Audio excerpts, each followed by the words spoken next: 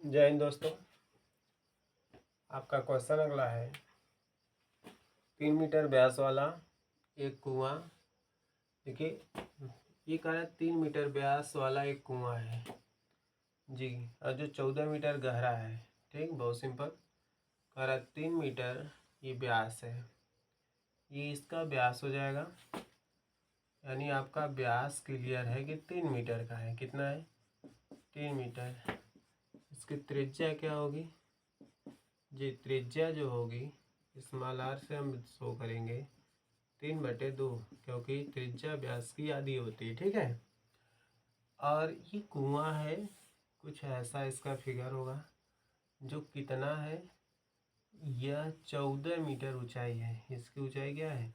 H बराबर जी, इसका नाम देंगे हम लोग कैपिटल एच बराबर 14 मीटर, ये उसकी ऊंचाई है। ठीक है, ये यहाँ तक की बात हमने आपको क्लियर कर दी कि 3 मीटर व्यास वाला एक कुआं है, यानी यहाँ से यहाँ तक इसका जो व्यास है 3 मीटर है, और उसको त्रिज्या में कन्वर्ट कर दिए तो 3/2 मीटर हो जाएगा।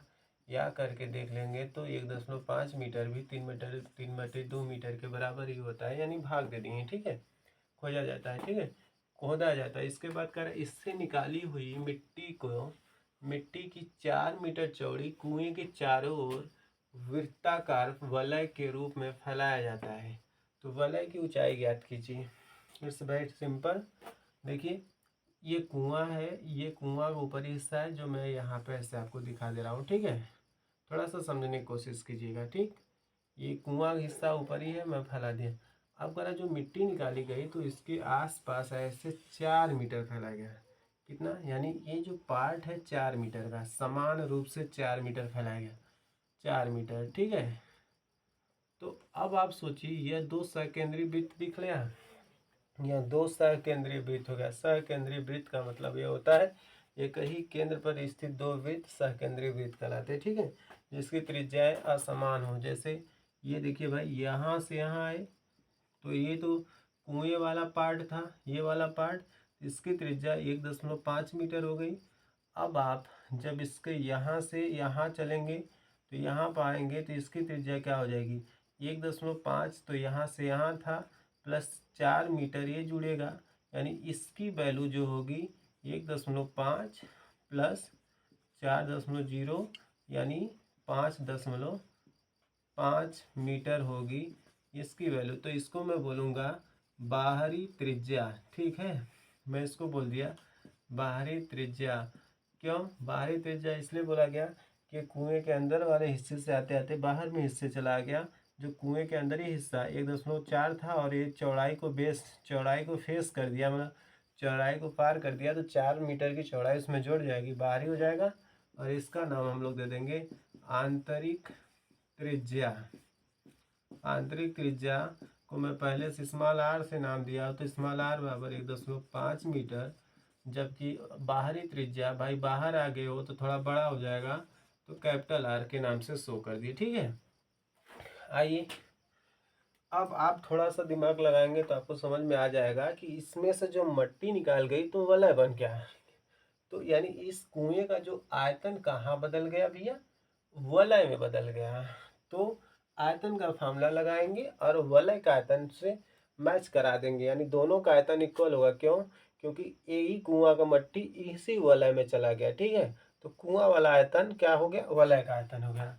तो लिखेंगे प्रश्नानुसार जो मेरा क्लियर हो गया मैं उसको बता दूंगा। कुएं का आयतन, किसका आयतन भाई? कुएं का आयतन बराबर होगा वलय का आयतन। वलय का आयतन बहुत सिंपल होगा। कुआं बेलन के आकार का है तो बेलन का आयतन होता है पाई आर स्क्वायर एच। भाई जो जिसके आकार का होगा वही फार्मूला लगा देंगे। तो वलय का आयतन पाई आर स्क्वायर एच होगा। तो पाई इसका कैपिटल एच है इसलिए कैपिटल लिख दिए, और त्रिज्या ये कुएं के लिए लिख रहे हैं। देखिए कुएं के नीचे कुएं वाला बराबर वलय के नीचे वलय वाला। ठीक, वलय का आयतन थोड़ा निकालने में डिफिकल्ट होगा। वलय में दो त्रिज्याएं हैं तो हो जाएगा पाई कोष्टक में कैपिटल आर का स्क्वायर माइनस स्मॉल आर का स्क्वायर गुणे एच होगा। ठीक है, बहुत इजी है। देखिए भाई मुझे इस चौड़ाई का मान चाहिए। किसका मान चाहिए? इस चौड़ाई का। तो चौड़ाई का मान कैसे निकलेगा? जो यहाँ से यहाँ आ जाइए और यहाँ बीच वाला छोड़ देना है, बीच वाला छोड़ देना है, तो बीच वाली त्रिज्या छोड़ देनी है, इसलिए बीच वाली त्रिज्या को घटा दिए, किसमें से? बड़े वाले त्रिज्या से। ठीक है, देखिए एक रस्सी देख लीजिए, ऐसे एक रस्सी हो गई, ठीक, और इसका नाम ABC हो गया, और आपको खाली BC पूछा जाए तो आप BC को कैसे लिखेंगे? AC माइनस AB लिखेंगे ना। सेम तरह अगर हम इसको R1 मान दे दें और इसको कैपिटल R मान दे दें, पूरे को यहाँ से यहाँ तक का, तो भाई मैं क्या लिखूंगा? AC कैपिटल R है और माइनस BC क्या है? R1 है। ठीक है, स्मॉल r है, तो यही भाषा में यहाँ लिखा हूँ, कैपिटल R का स्क्वायर माइनस स्मॉल r का स्क्वायर, क्योंकि इस फार्मूले में R स्क्वायर होता है तो अलग अलग का स्क्वायर होगा भाई। ठीक, तो बहुत सिंपल सी बात है। अब मैं इसको हल करूँगा, पाई से पाई कैंसिल। ठीक, पाई किससे पाई कैंसिल होगा?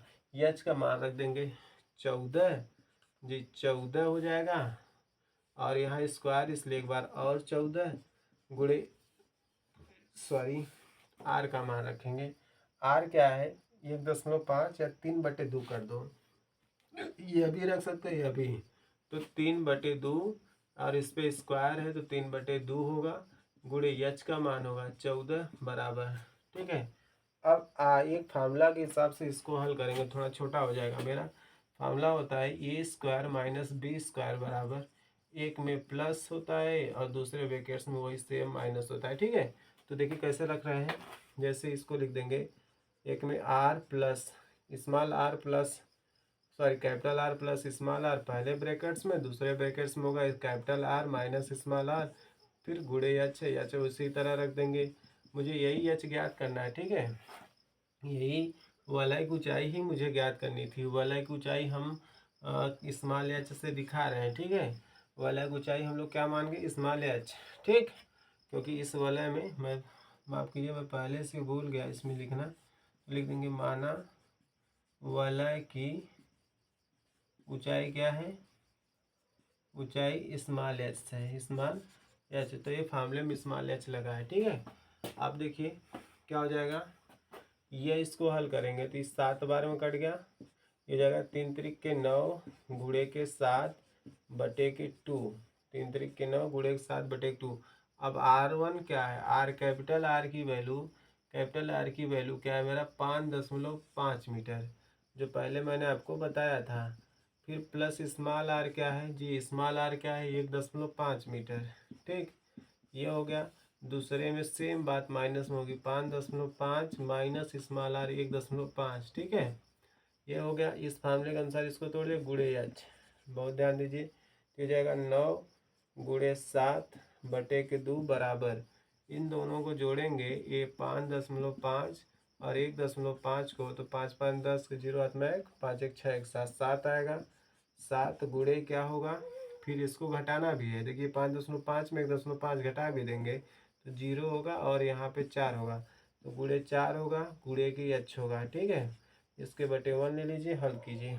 देखिए 7 से 7 कैंसिल, 7 से 7 कैंसिल होगा, और ये इधर आएगा तो भाग करेगा, जगह 9 ये इधर आएगा तो गुणा कर लेगा, 2 गुणे के 4 बराबर के एच, हो जाएगा 9 बटे 4 दूना के 8 बराबर के एच।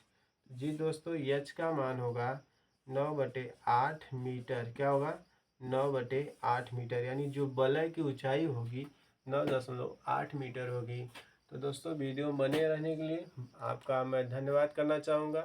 प्लीज़ वीडियो को लाइक और सब्सक्राइब करना ना भूलिए।